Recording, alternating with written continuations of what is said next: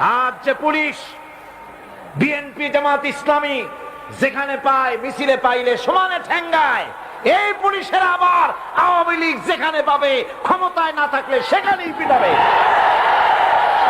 কথা ঠিক কিনা? এগুলি মনে মনে রাখতে হবে, এগুলি ইতিহাস, এগুলি ইতিহাস। আমি কি বাড়াই বলছি না ঠিক বললাম? এই পুলিশরাই দেখে রেখেন, এরাই আজকের যে স্বরাষ্ট্রমন্ত্রী, কালকে দেখবেন পিটানের ঠেলায় ক্ষমতায় যদি না থাকে হসপিটালে শুয়ে আছে। এগুলি তো আমরা পত্রিকায় দেখি, ছবি শুদ্ধ দেখি। কথা ঠিক কিনা? এগুলি আমি বললাম কেন?